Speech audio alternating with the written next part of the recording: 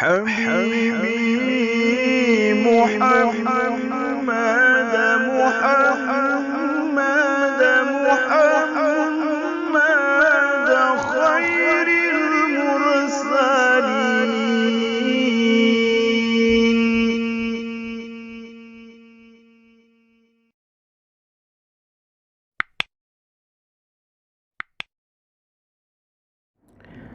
Assalamualaikum warahmatullahi wabarakatuh.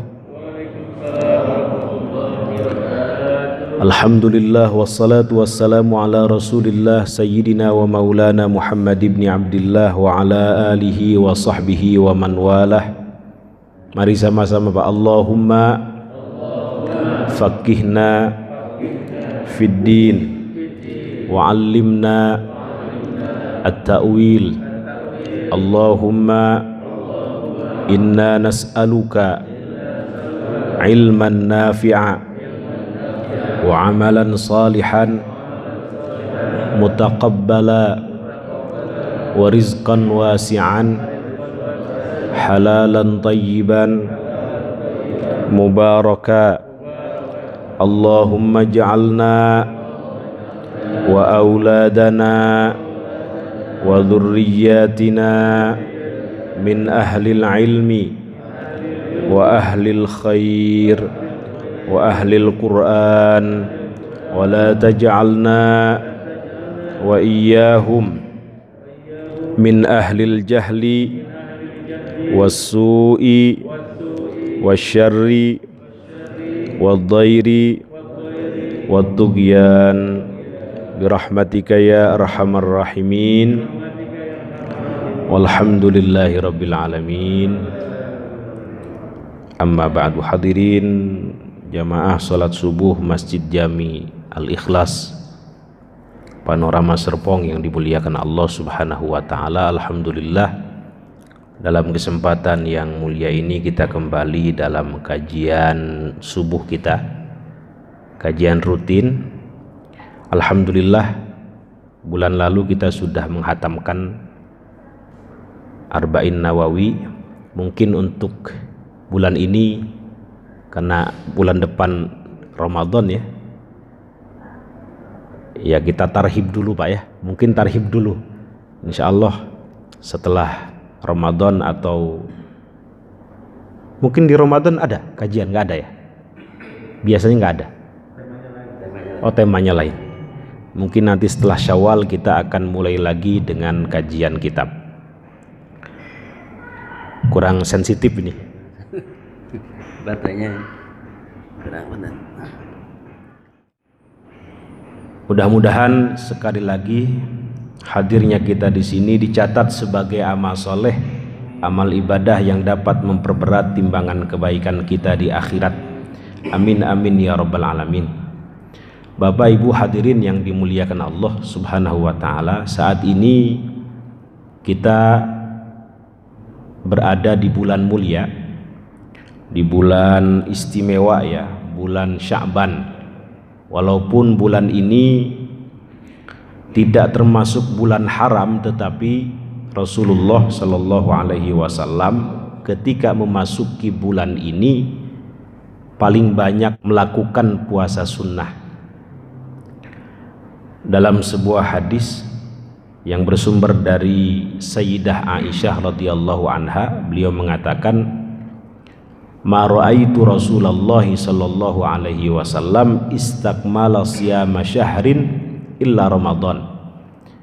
Aku tidak melihat, kata beliau, Rasulullah sallallahu alaihi wasallam menyempurnakan puasa wajib sebulan penuh kecuali pada bulan Ramadan.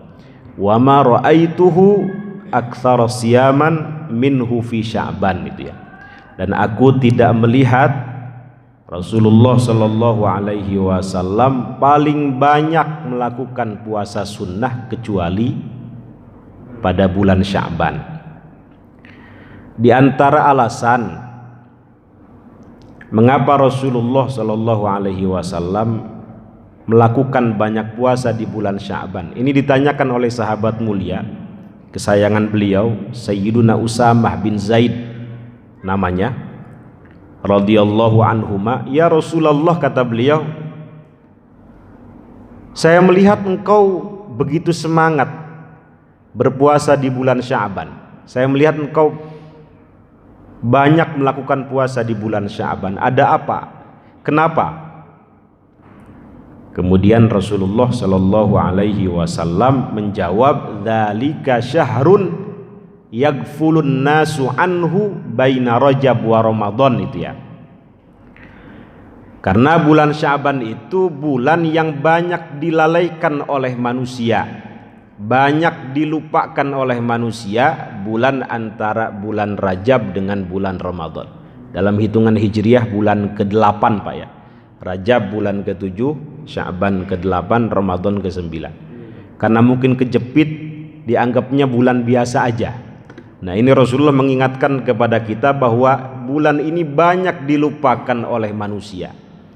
Sehingga Rasulullah Shallallahu Alaihi Wasallam melakukan banyak amal di dalamnya, utamanya puasa sunnah itu. Selain itu, wa huwa syahrun turfa'u fihil a'malu ila rabbil alamin.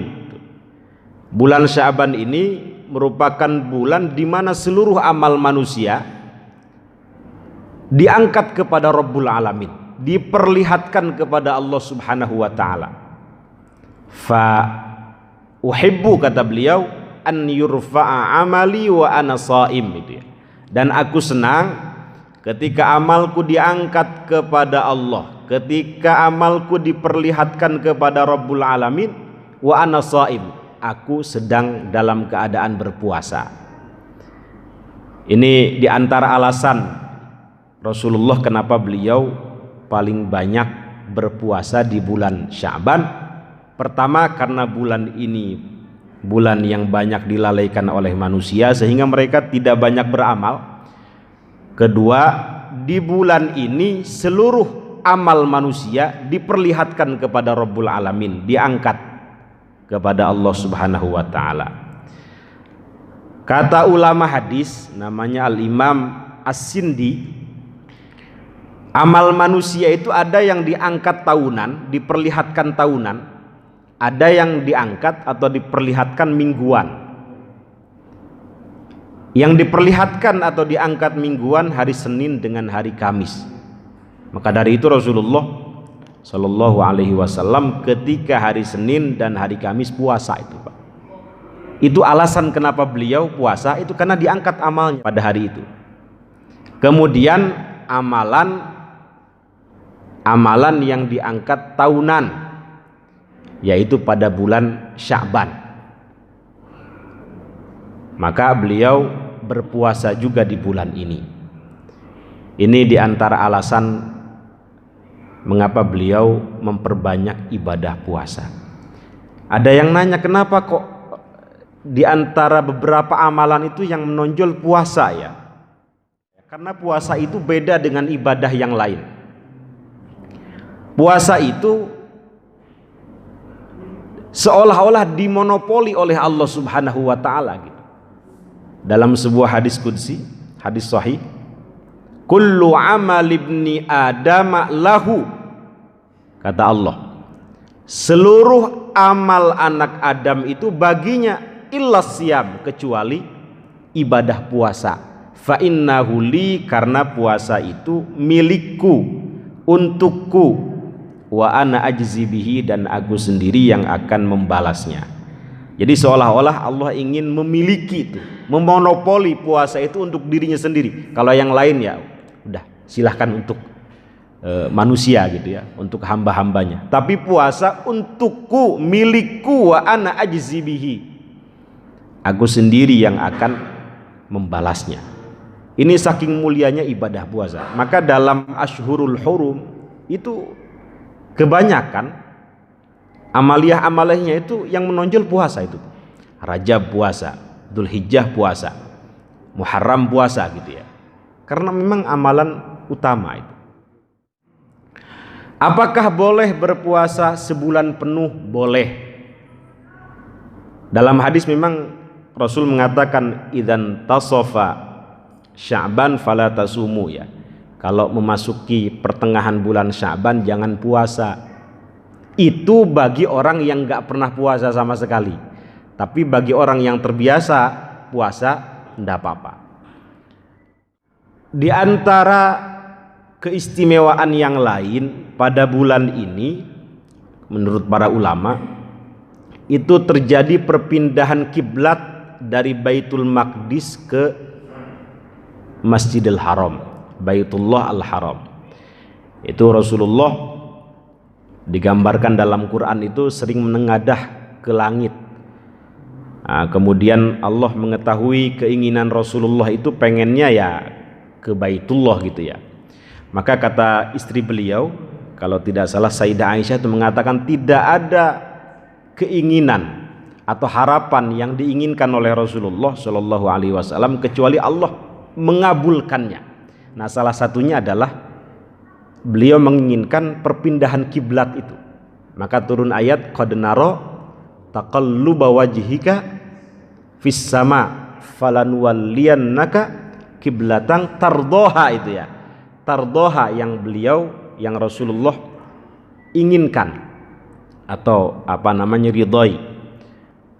Fawalli wajhaka syatral Masjidil Haram. Itu kata para ulama terjadi pada bulan Sya'ban ini.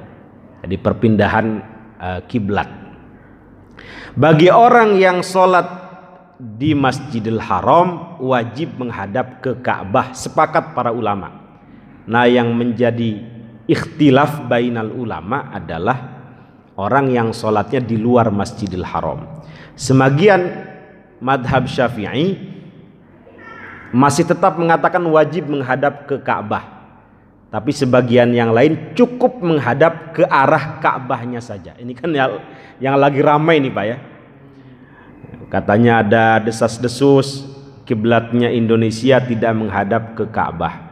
Ini sebenarnya sudah dibahas tahun 2009 sama MUI, terutama guru kami Pak Kiai Ali Mustafa Ya'qub, karena beliau yang bikin makalahnya itu.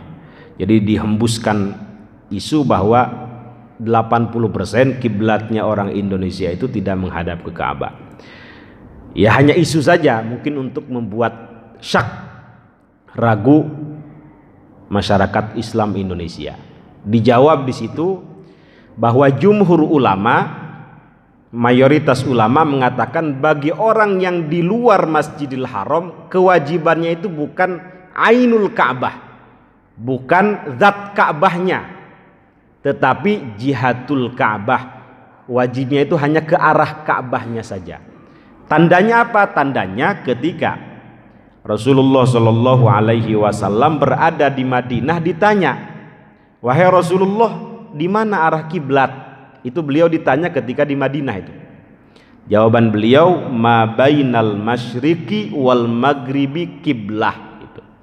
Jadi kiblatnya Rasulullah ketika di Madinah itu antara timur dan barat.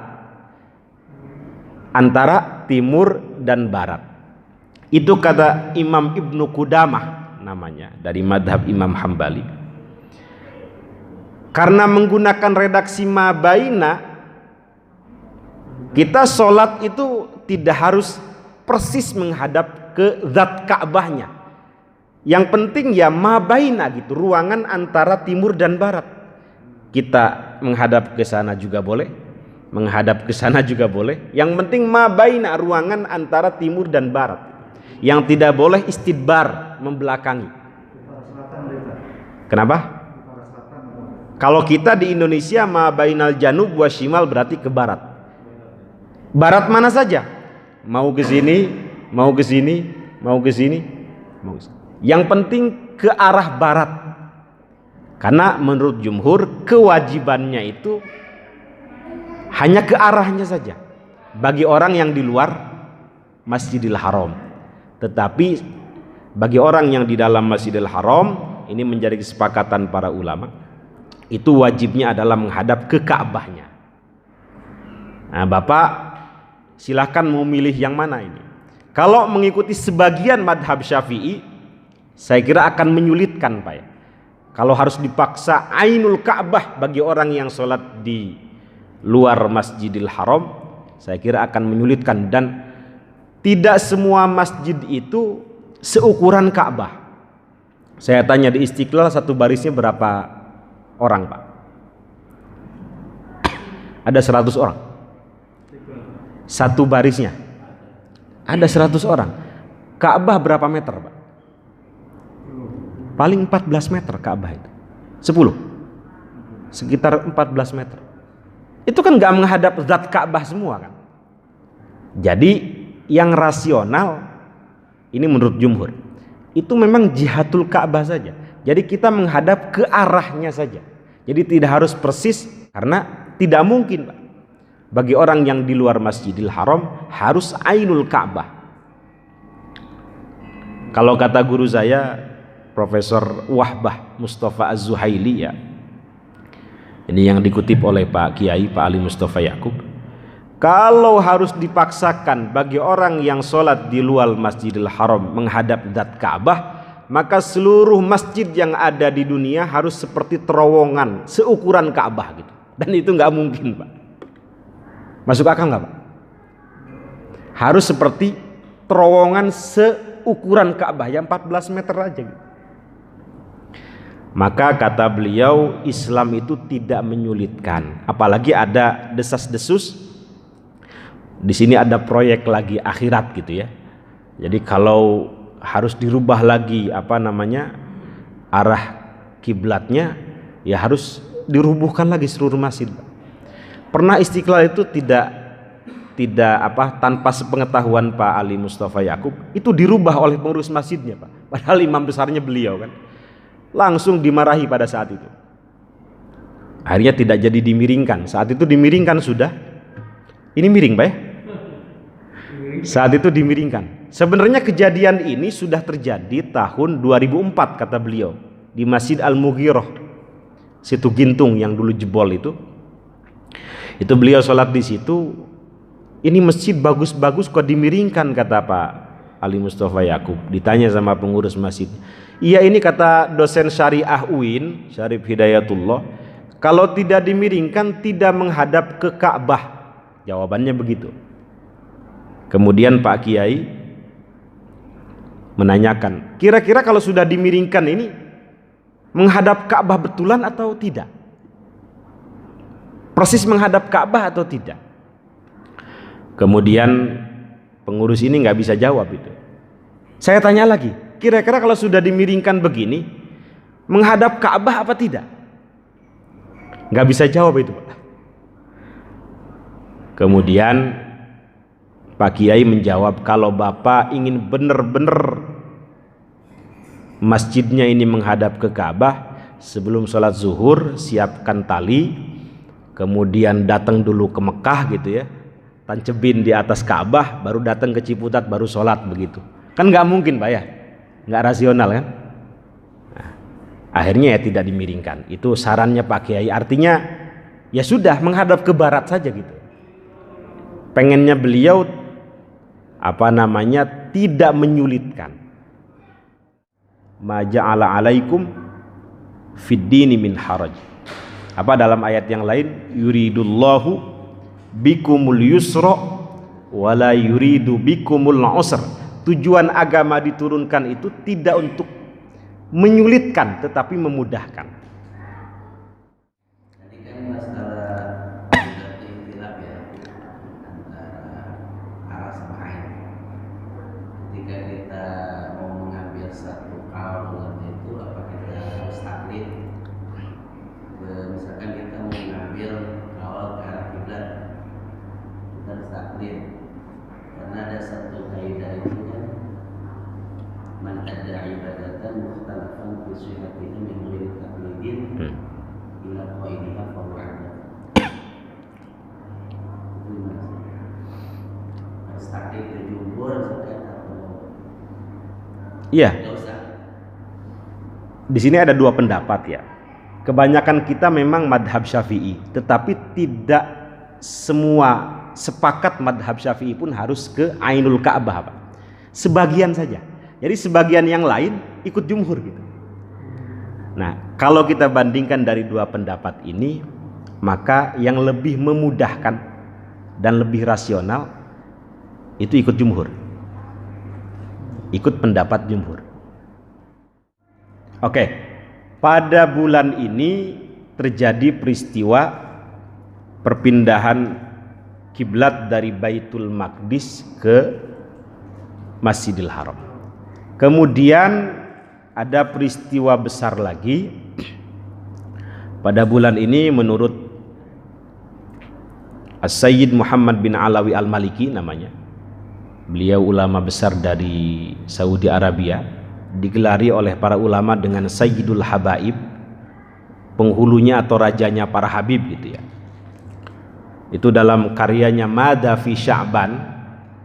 Mungkin punya bukunya, kalau nggak punya di download dari internet bisa, ada PDF-nya itu. Ada apa di bulan Sya'ban itu? Itu kata beliau, di bulan Sya'ban ini pertama kali turunnya perintah sholawat kepada baginda Nabi besar Muhammad sallallahu alaihi wasallam. Jadi wajar para ulama mengatakan bulan Sya'ban ini sebagai syahrus sholawat gitu ya, sebagai bulannya sholawat.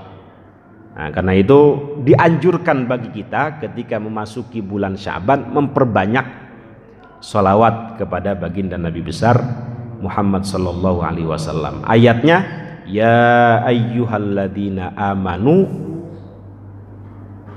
apa? Bukan ya ayyuhalladzina amanu.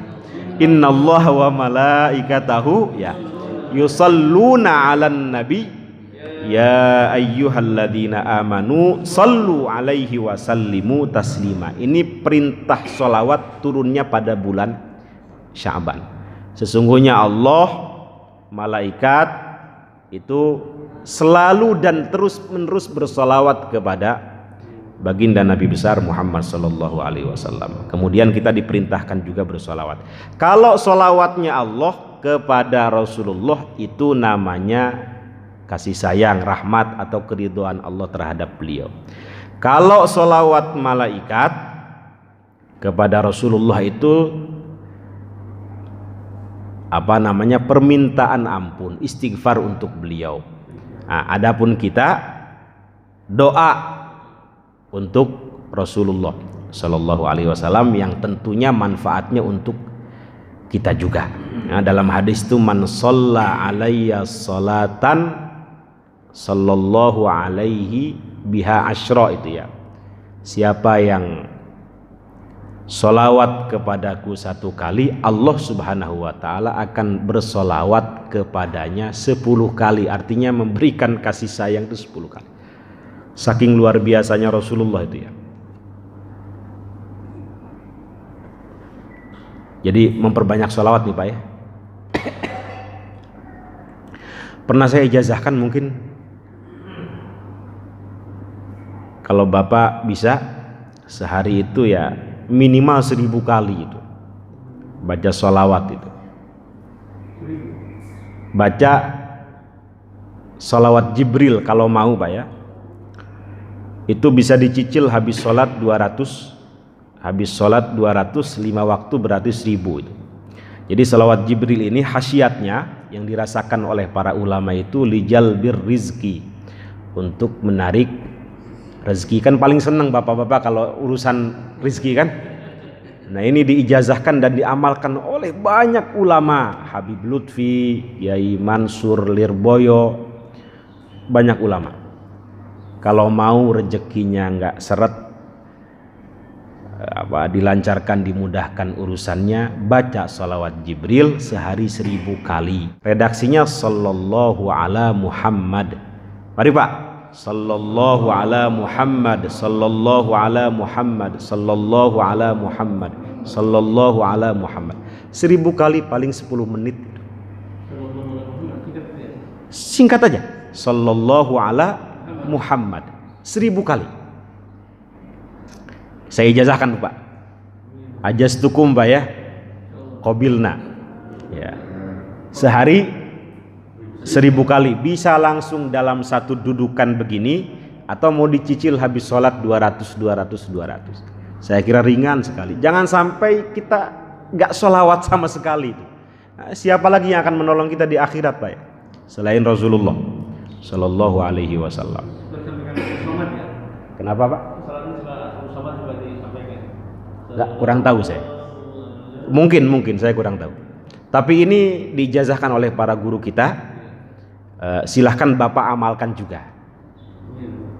Ada lagi guru saya dari Parung itu, Habib Sagap namanya. Beliau mengijazah, sebenarnya ijazah ammah ya, ijazah umum. Silahkan yang mendengar mengamalkan. Beliau dikasih ijazah oleh Syekh Balqaid namanya, dari Aljazair. Dilihat oleh Syekh Balqaid itu, ini Sagap ini kalau pulang ke Indonesia kayaknya bakal susah hidupnya. Namanya guru Pak ya, kadang bisa melihat haliah muridnya, kayaknya susah ini. Sagap sini, kamu pengen punya pohon uang?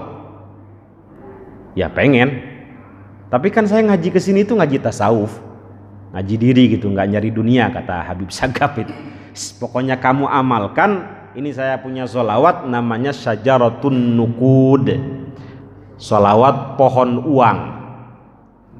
Nanti minta ke Ustadz Teddy.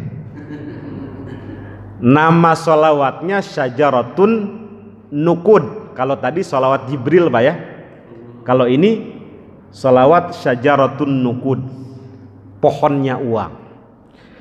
Kiai, Syekh, saya ini ngaji bukan untuk nyari duit, tetapi buat tazkiyatun nafs. Udah diem aja amalin, kata Syekh Balqaid itu.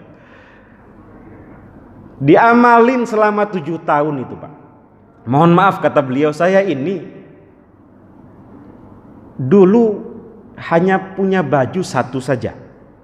Istri saya kemana-mana hanya punya satu baju saja. Saya amalkan itu salawat Syajaratun Nukud, habis Isya 400 kali ijazah dari Syekh Balqaid.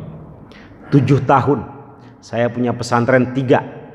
Santri yang ada di Parung itu 27.000 santrinya. Semuanya gratis Pak. Makan dari mana? Dari sholawat.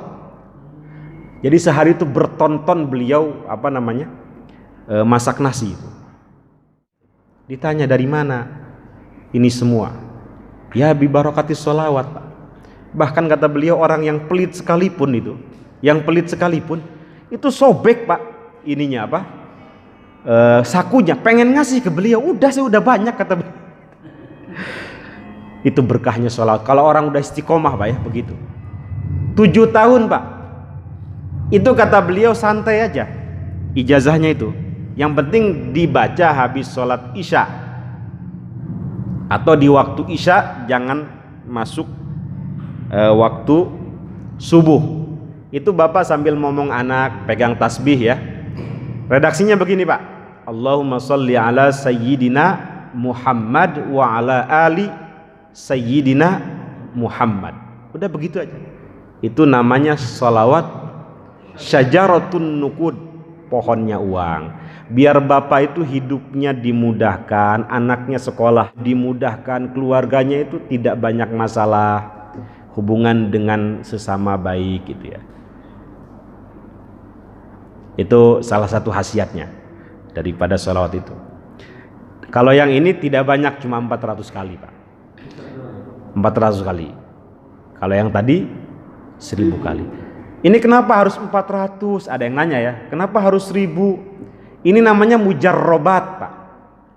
Sesuatu yang sudah pernah diamalkan oleh para ulama dan khasiatnya terasa. Tentu ada argumennya. Argumennya apa? Kita diperintahkan untuk memperbanyak zikir kan. Kok ada hitungan tertentu? Biar istiqomah Pak. Kan perintahnya begitu. Apa dalam hadis? Ahabbul a'mal ilallahi adwamuha wa in qalla, itu ya. Sebaik-baiknya amalan yang paling disukai oleh Allah, amalan yang istiqomah dilakukan meskipun sedikit. Jadi silahkan Bapak pilih mau yang 1000 atau dua-duanya diamalkan, lebih bagus Pak. Jangan sampai nggak sama sekali itu. Karena siapa lagi yang akan menolong kita di akhirat Pak? Dosa kita banyak. Pak. Itu ada salah seorang sahabat namanya Sayyiduna Ubay bin Ka'ab. Ya Rasul, Inni ukthirus salata alaik, saya ingin banyak solawat kepada engkau. Fakam aj'alu laka min salati, harus berapa banyak saya bersolawat? Bagaimana kalau saya bersolawat sehari ini sepertiganya? Jawaban Rasulullah, ma syi'ta wa in zidta fahuwa khairul lak. Ini riwayat Imam At-Tirmidzi, Pak, ya. Hadisnya hasan sahih, jadi bisa dipertanggungjawabkan. Sehari ini sepertiga harinya saya gunakan untuk bersolawat kepada engkau. Masyita, kata Rasulullah, terserah engkau. Wa in zidta fahuwa khairul lak, kalau ditambah itu lebih baik bagimu. Bagaimana kalau setengahnya? Begitupun jawaban Rasulullah, masyita wa in zidta fahuwa khairul lak, terserah engkau, kalau ditambah lebih baik bagimu. Begitu jawaban Rasulullah. Kemudian terakhir Ubay bin Ka'ab mengatakan, fa aj'alu laka salati kullaha, kalau begitu aku akan menggunakan seluruh waktuku untuk bersolawat kepadamu. Apa jawaban Rasulullah? Idzan tukfa hammaka wa yughfaru laka dzanbuk, gitu ya.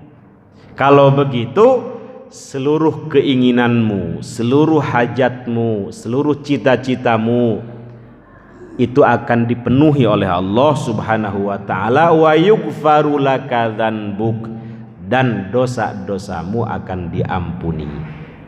Ada salah seorang sahabat bertanya, "Ya Rasul, bagaimana kalau saya gantikan seluruh doa-doa saya?" Sama jawabannya, kalau begitu engkau pun akan dipenuhi hajatmu, cita-citamu, baik cita-cita dunia maupun cita-cita akhirat. Jadi dalam sholawat ini ada dua khasiat dalam hadis ini, Pak, ya. Pertama, khasiat hajat yang akan dikabulkan, baik hajat dunia maupun hajat akhirat. Kedua, dia bisa menggantikan istighfar itu, Pak. Jadi bisa menggantikan doa, bisa menjadi ganti daripada istighfar. Jadi sekali sholawat 10 dosa diampuni, sekali sholawat 10 kebaikan diberikan kepadanya, gitu. Bahkan hajatnya akan dipenuhi. Ustadz, saya sudah bersolawat sehari 1000 kali, tapi saya nggak dikabul-kabulkan, bagaimana? Ada orang nanya begitu. Kadang nggak sabar gitu, pengennya instan. Habib Sagaf aja 7 tahun bisa punya 3 pesantren, kemudian bisa punya murid 27.000, dan itu gratis semua. Amal usahanya sampai 50 lebih. Pesantrennya berapa? 2.500 hektar, Pak, bro, di Parung. Nama pesantrennya Nurul Iman. Nanti Bapak berkunjung. Itu ada perguruan tingginya, ada lengkap. Boleh jadi bukan tidak dikabulkan, tetapi ditunda dulu itu, atau akan diganti dengan yang lebih baik. Atau kalaupun tidak dikabulkan di dunia, akan diberikan di akhirat, atau akan diberikan kepada keluarganya. Jadi amal baik itu tidak ada ruginya. In ahsantum ahsantum li anfusikum, itu ya dalam Quran. Ketika kita melakukan kebaikan, ya kebaikan itu akan kembali kepada dirinya. Tetapi umumnya rata-rata orang yang mengamalkan sholawat itu rata-rata, Pak, ya, testimoninya itu semuanya dikabulkan hajat-hajatnya. Ini Pak siapa? Pak Dedi ya? Bukan? Kok kayak Pak Dedi? Oh, belakang Pak Dedi. Agak mirip gitu, so. Oh, ini. Di rumah Dedi ya? Kembaran. Saya kira Pak Dedi pindah ke depan gitu tempat duduk.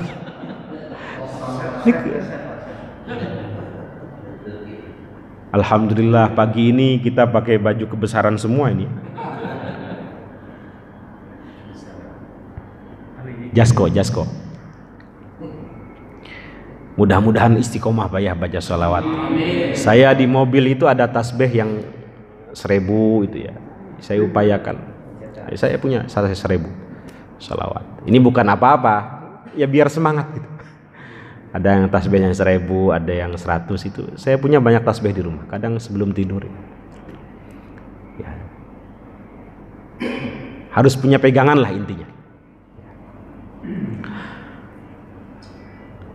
Atau kalau punya amalan sholawat yang panjang-panjang kayak kamilah itu, saya dikasih ijazah juga dulu. Kamilah tunjina tibbil qulub ilqaur ru'bi, kemudian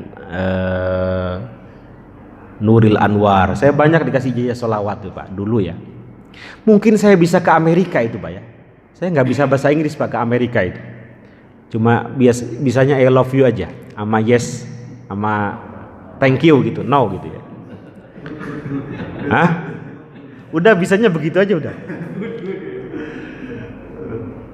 Tapi wallahu alam, saya itu ya selain mungkin berkahnya Qur'annya, tapi dari dulu saya mengamalkan sholawat itu. Saya dikasih ijazah dalail sama Kiai Mufid Mas'ud Jogja. Nanti mungkin kalau ada waktu saya ijazahkan dalail Bapak, tapi harus diamalkan Pak ya. Itu kalau dihimpun dalam satu Quran, dalail itu bisa sekitar 2,5 juz sampai 3 juz. Jadi isinya sholawat semua. Karangan siapa Pak? Al-Imam Abu Abdullah Muhammad bin Sulaiman Al-Jazuli. Beliau mursyid Thariqat Jazuliyah, cabang daripada Syadziliyah. Itu Kiai Mufid, guru saya di Jogja, Pandanaran. Satu-satunya mungkin ya yang menonjol, bukan satu-satunya ya, mungkin tidak banyak kiai yang membangun pesantren itu bukan dari proposal Pak. Jadi beliau sangat anti dengan proposal itu. Jadi itu murni dari, kalau ditanya itu Pak Kiai ini punya tanah pesantren banyak sekali ini, santrinya zaman saja sampai 3.000, sekarang sudah 12 cabangnya. Mungkin lebih daripada 20.000 santrinya. Ini bisa banyak begini, ada 6 komplek. Apa rahasianya, resepnya? Jawaban beliau 2 itu. Bi'aunillah wa bisyafa'ati Rasulillah. Tangan kanan saya Al-Quran, saya istiqomah terus baca Quran. Tangan kiri saya sholawat, dalail maksudnya. Jadi beliau istiqomah tuh dengan itu. Jadi kalau ditanya thariqahnya Kiai Mufid itu apa? Thariqahnya ya qiraatul Quran wa qiraah as-shalawah 'alan nabi itu ya. Ya. Kalau ada hajat ya itu udah wasilahnya 2 itu, Quran dengan sholawat. Nanti saya ijazahkan, ingatkan saya Pak Ustadz Teddy, kalau saya ingat. Nanti mungkin bisa fotokopi yang dari Pandanaran itu. Saya dapat ijazah dalail banyak dari Kiai Mufid dari Kiai Hamid Pasuruan. Ada orang Pasuruan di sini? Kiai Hamid Pasuruan, beliau juga dapat dari Sayyid Muhammad bin Alawi Al-Maliki Al-Hazani. Nah, yang unik kalau dari Kiai Hamid Pasuruan, waliullah ini Pak ya. Kiai Hamid Pasuruan itu beliau tidak minta tapi dikasih. Dan itu diamalkannya nggak harus pakai puasa. Bapak sambil tiduran baca gitu. Sambil nonton TV, kalau bisa baca ya baca, enggak apa-apa. Ada beberapa ijazah yang harus pakai puasa gitu ya. Tapi ijazah yang diberikan ke saya dalail itu sangat santai. Yang penting dibaca. Minimal 1 minggu hatam. Nggak bisa 1 minggu 1 tahun hatam. Nggak bisa 1 tahun seumur hidup, minimal 1 kali itu Pak. Keterlaluan juga Pak ya. Seumur hidup 1 kali itu keterlaluan. Para ulama meneliti di rumah-rumah muslim di seluruh dunia ini, kitab yang cetakannya paling terbanyak setelah Quran ya, yang ada di rumah-rumah mereka itu ya dalail. Jadi pasti ada kitab dalail itu. Baru dengar apa? Udah pernah dengar sebelumnya? Mungkin Ustaz tadi udah pernah dengar. Belum pernah dengar? Nama kitabnya Dalailul Khairat gitu ya. Wasyawarik Al-Anwar, itu agak panjang namanya. Kapan bulan Maulid di sini ya? Nanti saya kasih ijazah. Tapi mungkin agak lama waktunya. atau bisa dibikin berapa pertemuan. Ada istighosahan sih Pak di sini? Ada istighosahan gitu, baca sholawat gitu? Nggak ada ya? Sesekali, kadang-kadang malam Jumat itu bisa diamalin, apalagi malam Jumat ya. Itu kan sholawat Nabi ma'rudoh, diperlihatkan langsung kepada beliau. Oke, itu dululah. Jadi sholawat Jibril dengan sholawat Syajaratun Nukud. Sholawat Jibril 1000 kali, sholawat Syajaratun Nukud, redaksinya Allahumma sholli ala Sayyidina Muhammad wa ala ali Sayyidina Muhammad 400 kali setelah Isya. Ya bagusnya setelah sholat Isya, tidak keluar daripada subuh. Kalau lupa atau keluar misalnya bagaimana ya, qodok saja tidak apa-apa. Yang penting dalam satu hari itu 400 kali. Ya, diupayakan jangan keluar daripada subuh. Ya. Kenapa? Itu sebenarnya udah ijazah ammah. Beliau mengatakan seperti ini. Siapapun yang mendengar ini saya ijazahkan. Silahkan boleh diamalkan ya. Ajastukum qabilna gitu Pak ya. Ajastukum qabilna. Kenapa? Ya. Ada yang mau disampaikan mungkin terkait sholawat? Nah.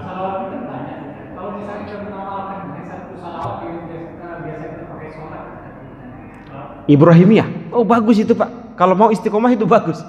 Ibrahimiyah kan? Allahumma sholli ala Muhammad wa ala ali Muhammad. Atau pakai Sayyidina enggak apa-apa.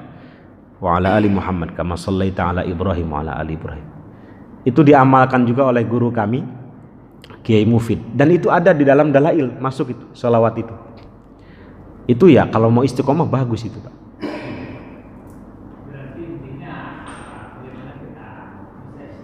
Ya istiqomah, silahkan pilih salah satu sholawat yang Bapak paling ringan lakukan. Kalau saya masih mengamalkan tuh sholawat seperti Tunjina, Kamilah, Tibil Qulub, Nuril Anwar, Ilqaur Ru'bi, ini ada sholawat untuk mengalahkan musuh itu Pak. Ada namanya sholawat Ilqaur Ru'bi. Redaksinya begini.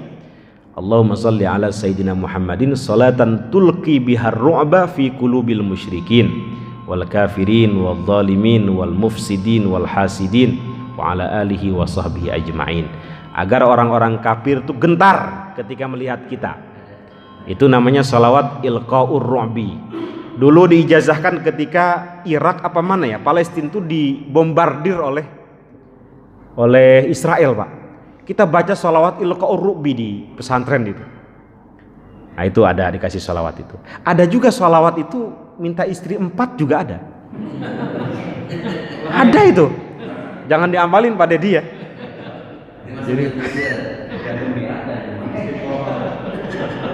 Jadi apa bahasnya itu? Hah? Masna wa thulatsa wa ruba itu. Iya. Ada redaksinya ada. Tapi ya sebenarnya doa apa saja yang disandingkan dengan sholawat itu tidak apa-apa. Namanya wasilah itu. Seperti sholawat kamilah itu kan sebenarnya tawasul Pak. Ya tawasul kan, alladzi tanhallu bihil uqad. Jadi Rasulullah itu sebagai wasilah untuk mengurai sesuatu yang terikat. Ikatan apa saja, kita susah hidup, susah rezeki, diurai agar mudah. Susah apa saja, alladzi tanhallu bihil uqad wa tanfariju bihil kurab misalnya. Jadi Rasulullah itu sebagai wasilah menghilangkan kesusahan. Jadi sebenarnya tawasul. Jadi di dalam sholawat itu ada doa dan di dalamnya ada tawasul. Bagi yang nggak suka tawasul ya sudahlah, saling menghormati ya, saling menghormati. Gimana? Sebenarnya sholawat itu ucapan kita kalau sholawat itu langsung ke Rasul atau ke Allah dulu baru sampaikan ke Rasul. Kalau dari redaksinya ke Allah, mintanya ke Allah. Allahumma sholli ala Sayyidina Muhammad. Makanya dalam hadis itu Aktsiru alayya salatan fi kulli yaumi jumu'atin itu ya. Fa inna salata ahadikum fi kulli yaumi jumu'atin tu'radu alayya. Diperlihatkan kepada beliau. Artinya ya diperlihatkan oleh Allah kan. Jadi doanya tetap kepada Allah, Allah yang memperlihatkan. Disampaikan. Allah yang menyampaikan. Redaksinya banyak bisa sallallahu alaihi pakai fi'il madhi ya. Semoga Allah memberikan salawatnya atau rahmatnya kepada Rasulullah, atau menggunakan Allahumma, ya Allah kita minta gitu.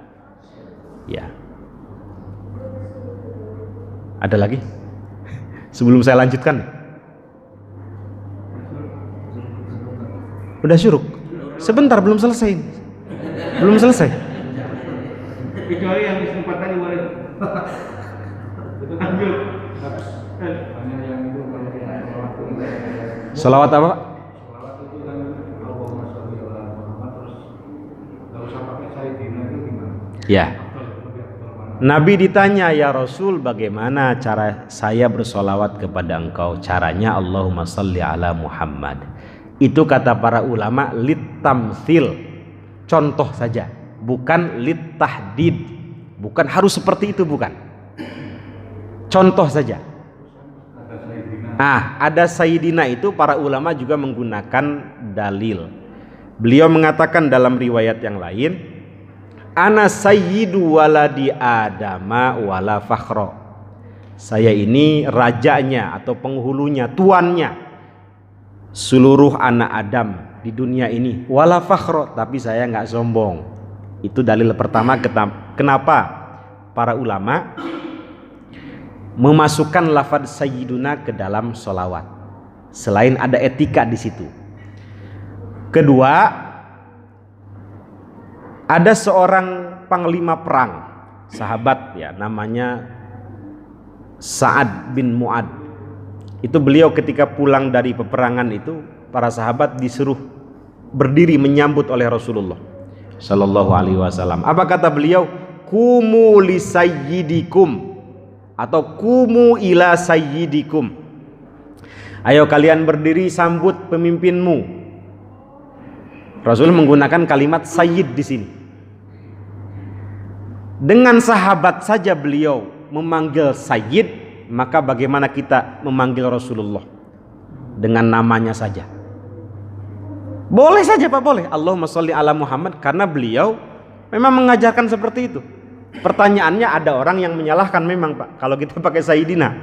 Nah, kita jawab boleh, malah di situ mengumpulkan mengamalkan dua hadis. Pertama, kita membaca sholawat. Kedua, kita beradab kepada Rasulullah, mengamalkan adab terhadap beliau. Bapak rasakan sendirilah, memanggil beliau dengan nama langsung atau dengan penghormatan. Saya nggak pernah manggil beliau itu dengan Muhammad saja, nggak pernah.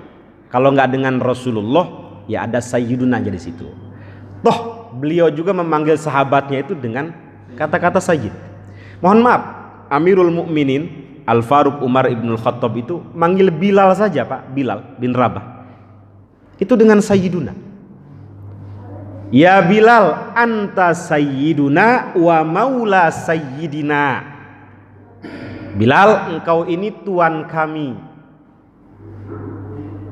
dan sahaya, hamba sahaya daripada tuan kami. Maksudnya Abu Bakar, karena dibebaskan oleh Abu Bakar. Anta sayyiduna wa maula sayyidina. Maka bagaimana kita menghormati Rasulullah Sallallahu Alaihi Wasallam? Dalam Quran sayyidan itu ada. Nabi siapa? Yahya.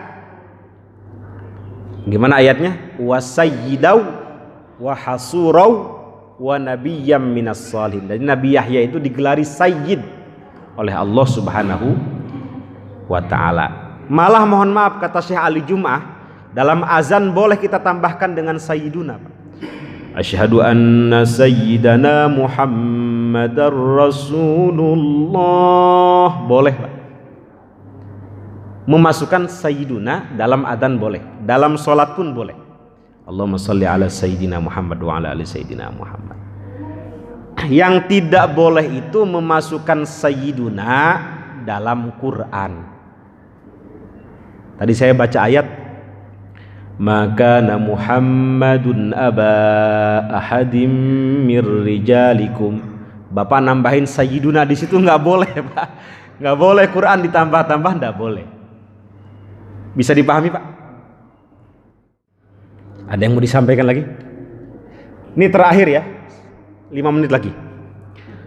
Sayyid Muhammad bin Alawi Al-Maliki dalam karyanya Mada fi Sya'ban itu mengatakan minimal di bulan Sya'ban ini kita memperbanyak selain puasa, Pak ya, kemudian memperbanyak sholawat, adalah memperbanyak doa, khususnya di malam nisfu Sya'ban nanti nih, malam nisfu Sya'ban.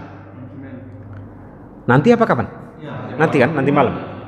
Itu kata beliau, kenapa kita dianjurkan memperbanyak doa? Karena Allah pada malam itu, beliau mengutip satu hadis dari Imam At-Tabarani, Imam Ibnu Majah, Imam Al-Baihaqi, hadisnya sahih. Itu Allah mengampuni seluruh makhluk kecuali 2 orang. Pertama, orang yang melakukan kesyirikan, musyrik. Kedua, musyahin, orang yang bertengkar, orang yang dalam hatinya penuh rasa dengki terhadap sesama. Maka ada adat itu, ada kebiasaan di masyarakat kita pada malam itu atau sebelum malam itu saling memaafkan. Itu memang bagus itu, Pak. Karena hadisnya musyahin. Allah tidak akan mengampuni orang yang musyrik dan orang yang masih bertengkar sampai tanggal itu. Seluruh kaum muslimin di dunia ini akan diampuni kecuali orang yang musyrik dan orang yang dalam hatinya masih punya rasa dengki terhadap sesama atau masih ada adawah, pertengkaran. Ya, terhadap sesama. Yang kedua, dianjurkan memperbanyak kalimat tauhid, kata beliau, utamanya kalimat la ilaha illallah Muhammadur Rasulullah. Mari Pak, la ilaha illallah Muhammadur Rasulullah.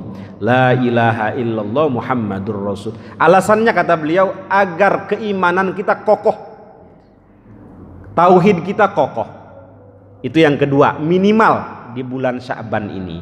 Yang ketiga, memperbanyak istighfar, taubat. Karena kita sudah diangkat, amal kita diperlihatkan selama 1 tahun ini.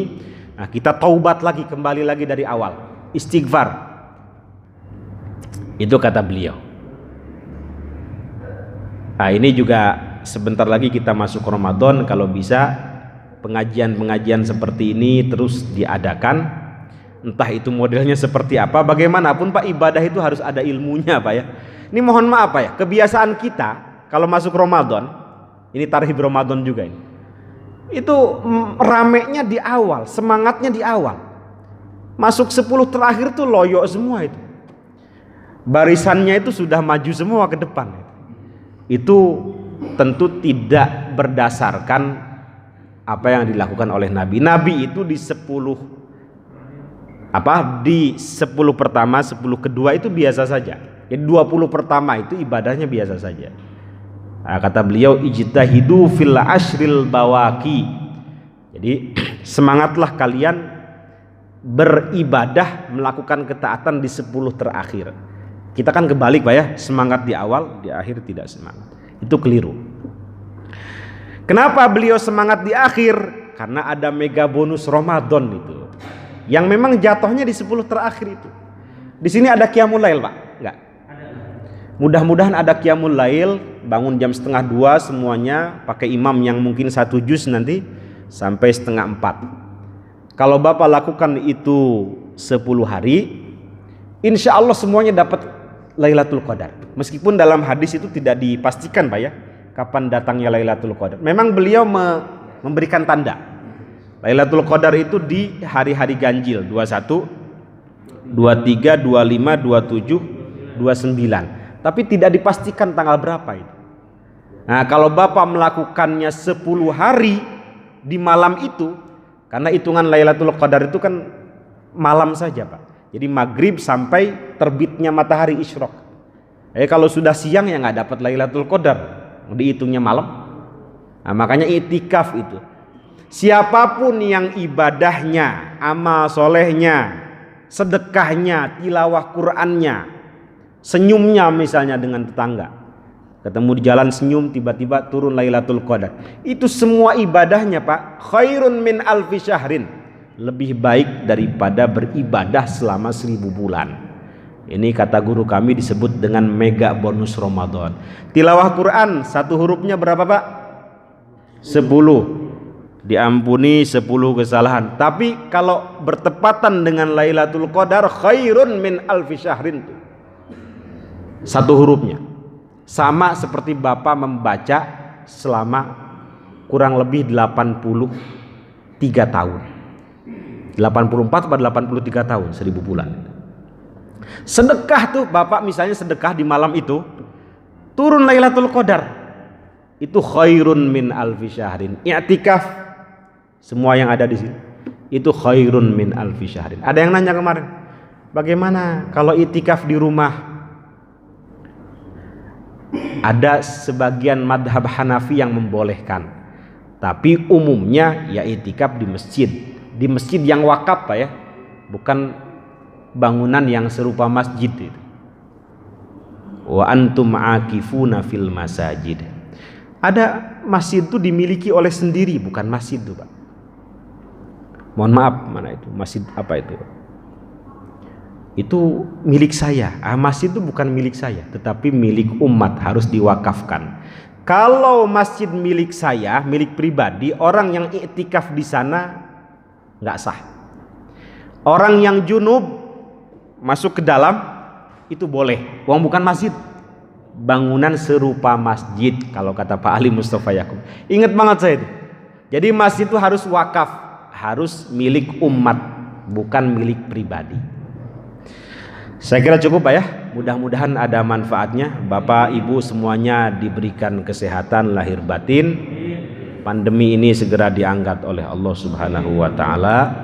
Nakhtatim hadzal majlis bidu'a kafaratil majlis. Subhanakallahumma wa bihamdik, asyhadu an la ilaha illa anta astaghfiruka wa atubu ilaik. Assalamualaikum warahmatullahi wabarakatuh. Silakan yang mau salat isyraq.